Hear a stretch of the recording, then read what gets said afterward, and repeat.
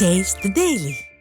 விவசாயிகளின் நெடுங்கால கனவான அத்திக்கடவு அவிநாசி திட்டத்தை நிறைவேற்றிய அதிமுக பொதுச் செயலாளர் எடப்பாடி கே பழனிசாமிக்கு விவசாயிகள் கூட்டுக்குழுவின் சார்பில் கோவை மாவட்டம் அன்னூரில் நன்றி பாராட்டு விழா நடைபெற்றது. அம்பலவாணன் செட்டியார் ஐயா நினைவு திடலில் கொடியேற்றத்துடன் நிகழ்ச்சி தொடங்கியது. பின்னர் பரதநாட்டிய நிகழ்ச்சி நடைபெற்ற நிலையில் அதனைத் தொடர்ந்து நடைபெற்ற தீரன் கலைக்குழுவின் கோவை கம்பத்தாட்டம் பார்வையாளர்களை வெகுவாக கவர்ந்தது. பின்னர் திருப்பூர் மற்றும் கோவையின் பவளக்கொடி கும்மி அறக்கட்டளை குழு சார்பில் கும்மி ஆட்டம் நடைபெற்றது.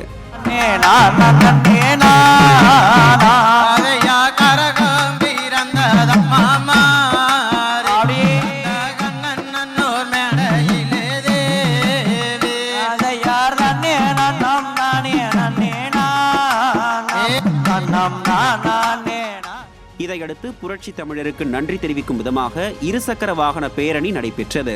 இதனைத் தொடர்ந்து விழா மேடைக்கு கழக பொதுச் செயலாளரும் சட்டமன்ற எதிர்க்கட்சி தலைவருமான எடப்பாடி கே பழனிசாமி விவசாயிகளுக்கு பெருமை சேர்க்கும் வகையில் மாட்டு வண்டியில் வருகை புரிந்த அவருக்கு உற்சாக வரவேற்பளிக்கப்பட்டது.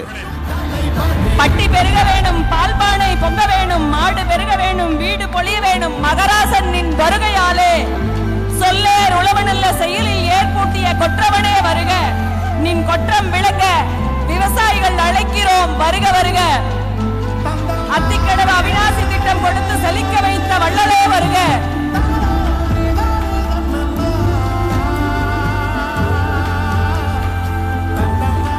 மேலும் அத்திக்கடவு அவிநாசி திட்ட நாயகனுக்கு பொன்னாடை அணிவித்து நினைவு பரிசை வழங்கிய விவசாயிகள் தங்கள் விளைநிலங்களில் விளைந்த நெல், இளநீர், காய்கறிகள் மற்றும் பழங்கள் நிறைந்த கூடைகளை சீர்வரிசையாக வழங்கி மகிழ்ந்தனர். பொங்கு செழித்தால் எங்கும் செழிக்கும் என்பது முதுமொழி.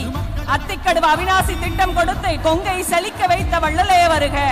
இருபுணலும் வாய்ந்த மலையும் வருபுணலும் வல்லரனும் நாட்டிக்குறுப்பு என்னும் வள்ளுவர் குரலுக்கு கொங்கு நாடு இலக்கணமாய தளம் அமைத்த கழக நிர்வாகிகள் பூங்கொத்து, சால்வை உள்ளிட்டவை கொடுத்து நன்றி தெரிவித்த பின் கொங்கு மக்கள் எழுச்சி பேரவை சார்பில் முன்னாள் முதலமைச்சர் எடப்பாடி கே பழனிசாமிக்கு வேல் பரிசளிக்கப்பட்டது.